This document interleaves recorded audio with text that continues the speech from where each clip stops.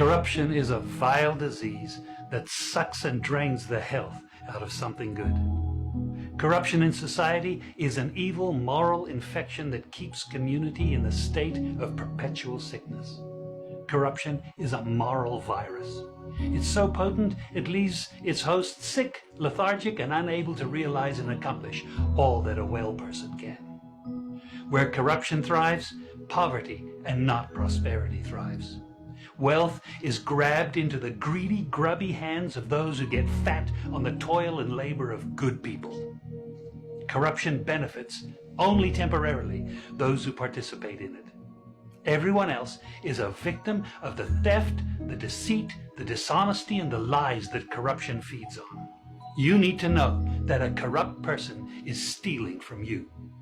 Corruption is filthy work and despicable acts of treachery done under the table and behind closed doors. Corruption is a disgusting shame. Corruption keeps a nation back from true development and from progress. Wise investors steer clear of a corrupt environment.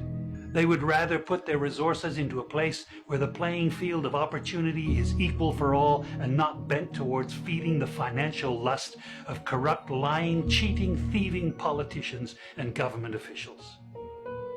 How many wonderful development projects have been lost because the investors didn't want to do business in a swamp of evil? When those great projects go to another nation or to some other place, we all lose. Believe me when I tell you that corruption steals from you, it steals from all of us. Corruption plunders the nation's wealth. Corrupt people compromise on truth, equity, and fairness, choosing instead to feed off the short-term benefits of crookedness, exploitation, and financial perversion. Corruption is not just a personal matter, it's a culture.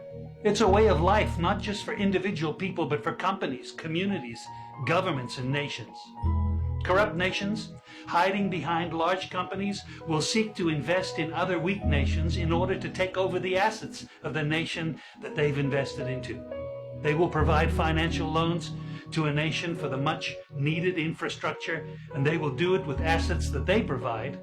They will sign contracts by lining the pockets of rotten government officials who participate in this kind of corruption and are then held hostage by their own deceit and greed. Corruption is nothing less than a form of theft and national robbery. A corrupt person steals from everyone in society. We all lose when corruption is rampant. Those who participate in corruption have chosen evil over good, lies over truth, and personal gain over well-being of all. To be corrupt means to be rotten. When meat is corrupt, it's rotten, and it stinks. Rotten meat can't be eaten. When a person is corrupt, he's rotten and unfit for a place in the community. A corrupt person should be jailed in order to protect society from the vile deeds of the corrupt person.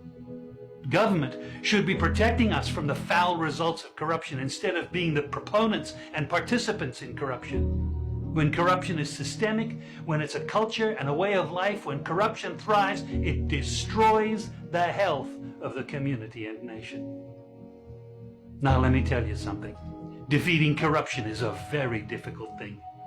The love of money is the root of all evil, the Bible says. People who love money will do almost anything to get it. Those who choose to stand up against corruption, you need to know that we're going to be involved in a war.